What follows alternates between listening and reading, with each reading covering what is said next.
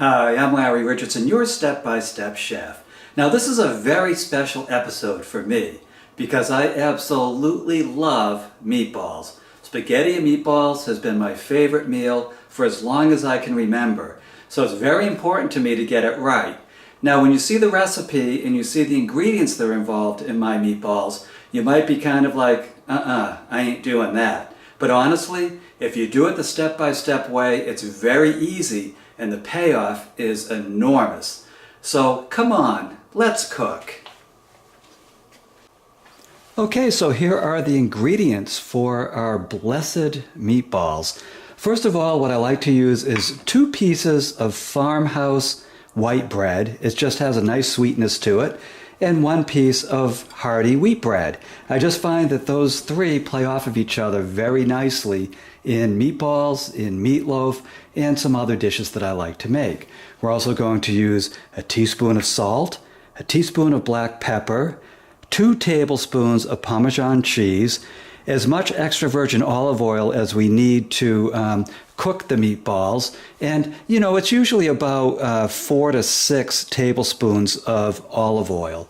We're also going to use a 1/4 cup of minced sweet onion, a 1/4 cup of sweet red pepper, 2 eggs, 4 garlic cloves crushed.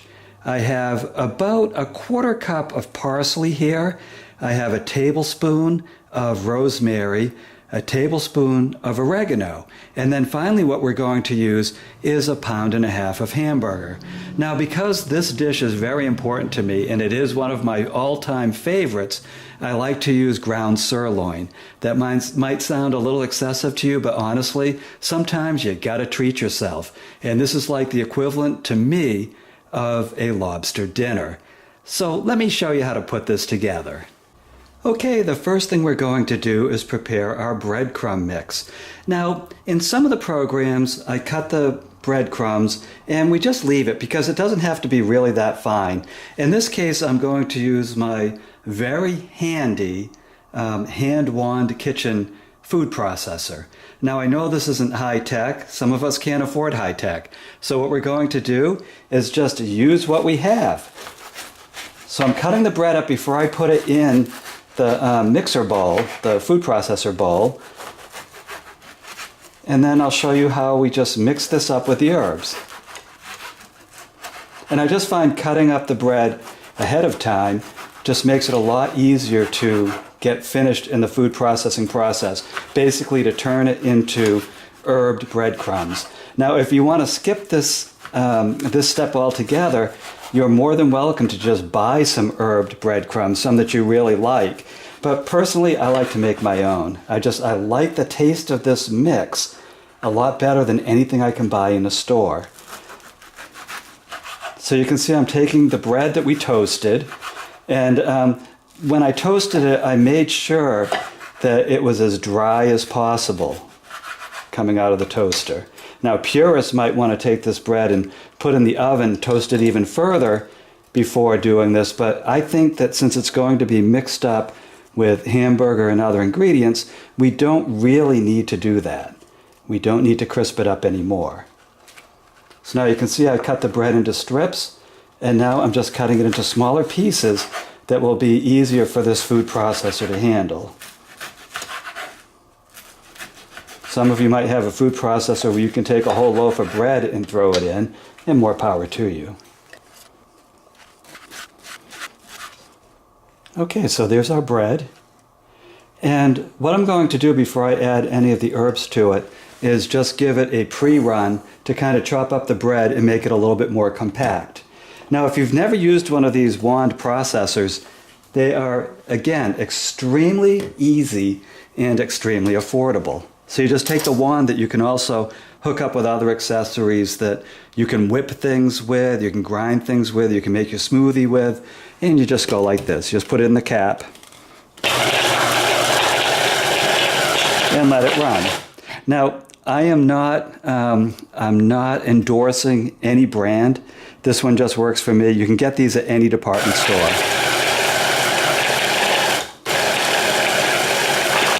Okay, now I see that the volume is starting to go down. So what I'm going to do is I don't have to have it completely mixed yet because I'm going to add the herbs into it so they get well blended into the recipe. Okay, so here's our parsley. We're going to start with that. And I'm just going to chop it a little bit before I add it to the food processor, just so I don't end up with any large leaves in the meatballs. Now this parsley is not very stemmy. If it was really stemmy, I would just strip the leaves off the stems before I cut it down. And I'm shooting for a 1/4 cup of parsley. And now I'm getting down to the stems. And that measure of parsley, it's not pressed down compact into the measuring cup. It can be loose. I love real herbs in this. Now, if you don't have access to real herbs like parsley, rosemary, and oregano, you're more than welcome to add a tablespoon of Italian seasonings. Try a tablespoon the first time through because the dried Italian seasonings can be very potent and you don't want to overdo it. You don't want them to absolutely take over the taste of the meat and the other ingredients that we're putting in our meatballs. Let's just give this a good mince. And I'm going to add that in with the breadcrumbs.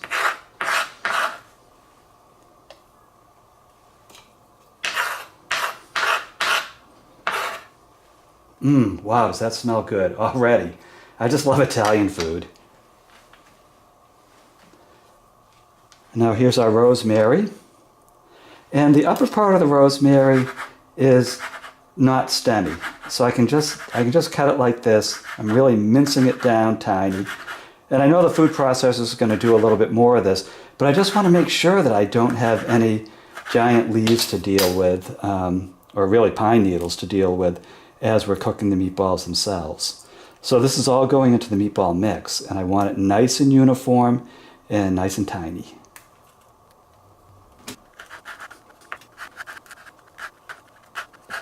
Okay, the needles of rosemary are chopped just fine.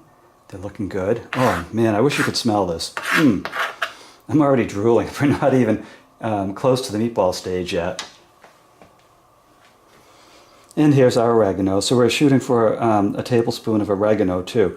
Now, the first time you make the meatballs, don't add any more oregano than a tablespoon because of all the herbs that we're using. I guess all the ingredients other than the garlic, this is the most potent. And if you overdo it, you're just going to have oregano meatballs. So I find a tablespoon's about right for me. And then when you make it in the future, you can adjust it accordingly. Maybe you're going to want more than I like, you know? And some people might want less. It's just totally up to you at that point. But I like to stick with a tablespoon.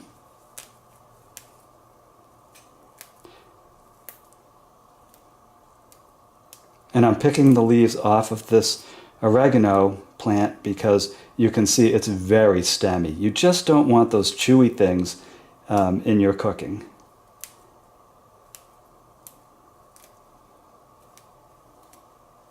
Okay, there we go. That'll be our tablespoon of oregano. And I'm just giving this a little bit of a mince too.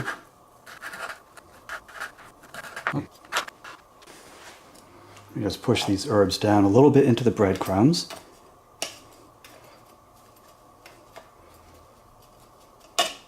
And at this point, I'd also like to add our teaspoon of salt.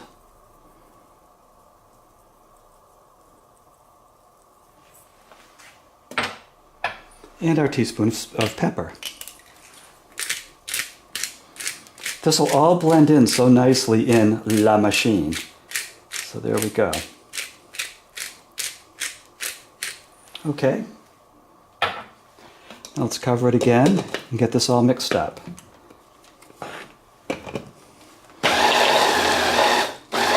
You can see how quickly the herbs headed right into the mix. That's what I'm looking for. Okay, that's a beautiful blend. That's perfect. That's what I'm looking for. Now, if you don't have any kind of food processor, you can certainly use a hand grater and other things to make the breadcrumbs. And you can even just mix this up by hand. But I just find using this food processor, as rudimentary as it is, works perfectly. And again, they're really not that expensive, so it might be worth it to you to at least invest in something like this for your cooking kit. Okay, now let's mince up our vegetables. So we're shooting for a quarter cup of sweet red pepper. Now, if you don't have sweet red peppers in your area, green bell peppers are just fine. But I find that the sweet red pepper just gives it a nice texture and a nice sweet flavor. Just make sure to core and seed the pepper. You don't want any of this white core into it. And you're supposed to slice it very thin at this point. We don't want big chunks of pepper in our meatballs. This is a flavorant, and it adds a little bit of texture, but really it adds nice fresh flavor to the meatballs. So these are all very thin sliced. And then what I'm going to do is just cut it from the end and mince it. Go as small as you possibly can.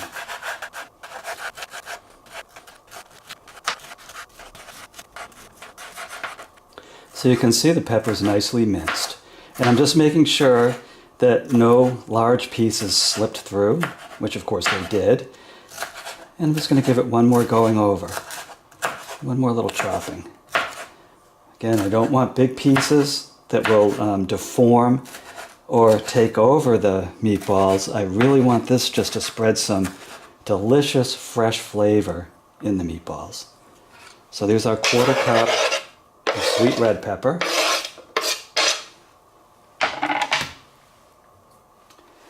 And now we're going to mince our quarter cup of sweet onion. Now, if you have yellow onion or white onion in your area, that's just fine. It's really funny how things are available regionally in some areas and not in others at certain times of year. So that's why we have to be prepared to do some substitutions that come as close to the taste that we're looking for. So what I'm doing is I'm scoring the top of the onion with lines that are very close together.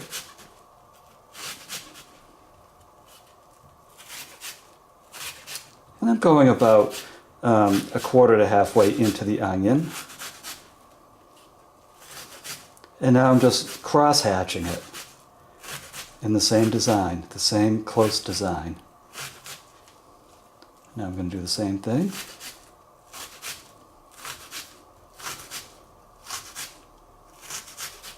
And then I just cut down the face of the onion.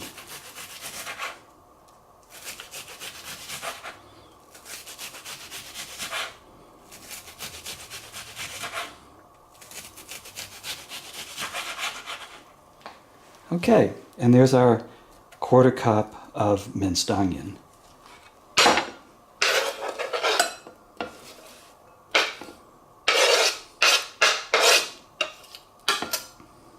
And now we're going to add our garlic. Now I have a garlic crusher that I use to do this.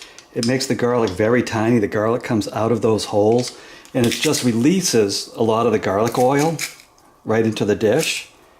If you don't have one of these, just finely mince the garlic and add it into the mix. That's perfectly all right. Just make sure it's pretty fine though, because you don't want big chunks of garlic in your meatballs. Oops, a piece of paper got away. And I'm adding 4 garlic cloves. If you don't like garlic, you don't have to add any, as usual. If you like lots of garlic, then go for it. Maybe 4 is not enough for you, you can add 6.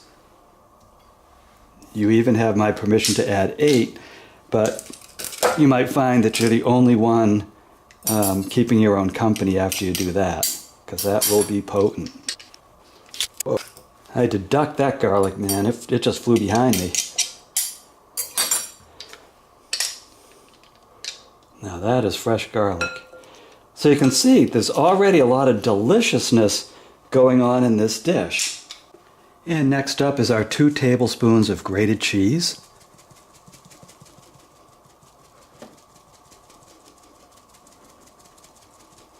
I think that'll do it. And then we're going to crack our eggs into the mix.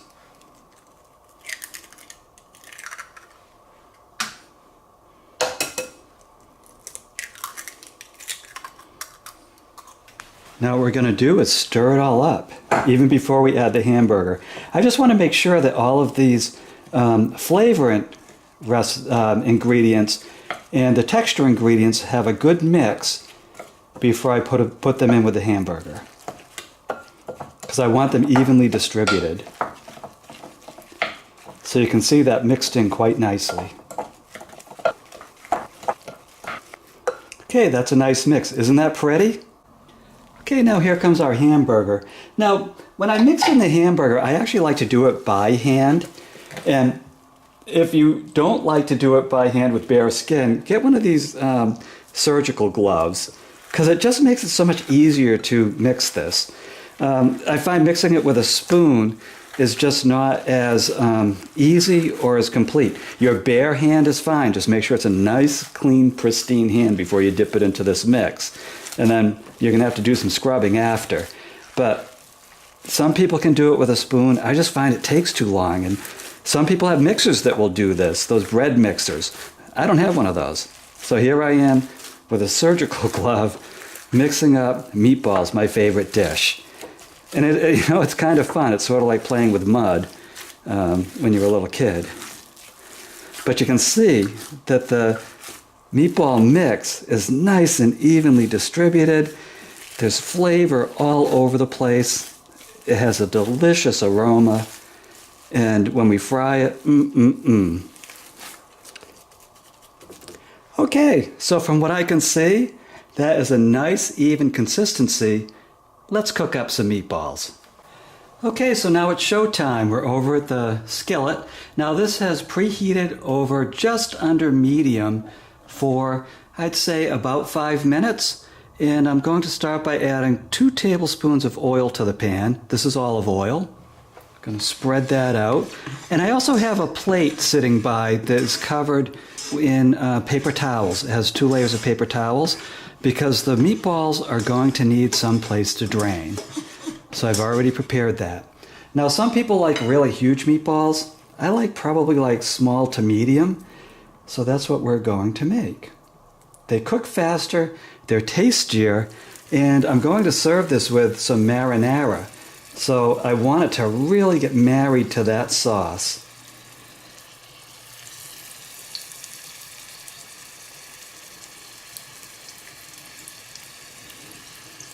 And if you really get sizzled, if this olive oil really gets kind of smoky, make sure to turn the temperature down some on it. You don't want to have either a big smoke fest or any kind of fire coming out of this. So when you're dealing with oil, always keep an eye on that. If it starts smoking, turn it down a little. That is unless you're deep frying. That's a whole different story. And quite frankly, I don't do any deep frying at home.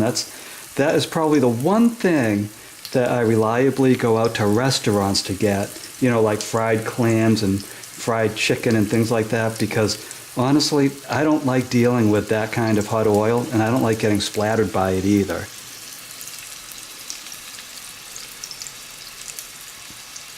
Everything else I pretty much like to make at home, unless it's some kind of exotic dish from around the world. And then what I try to do is learn how to make that so I can make that at home too.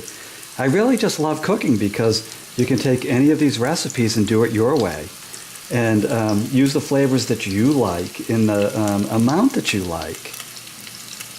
So I encourage everyone, learn how to cook and learn how to make it your way. Be a culinary artist on your own. It really is just a step-by-step process. It's not that complicated, really, when you get down to it. If you can follow directions, you can be a pretty good cook. And then the next thing is to learn all the different ingredients and spices and meats and vegetables and all that. So then you know what to reach for when you're going after a certain taste.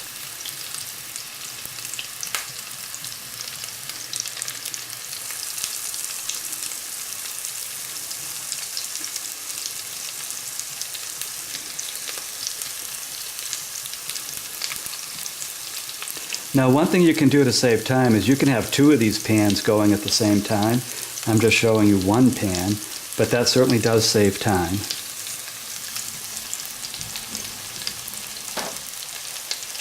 And now what I want to do is just give the olive oil a little swirl, so that's what the meatballs are coming into contact with.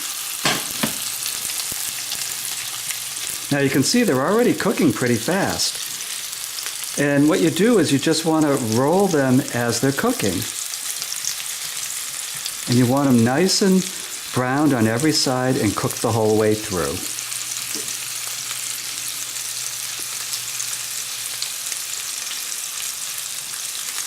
And if you live in a kind of a warm environment, you want to take your meatball mix in between sets and put it in the refrigerator. You don't want it to spoil it all while you're cooking the meatballs.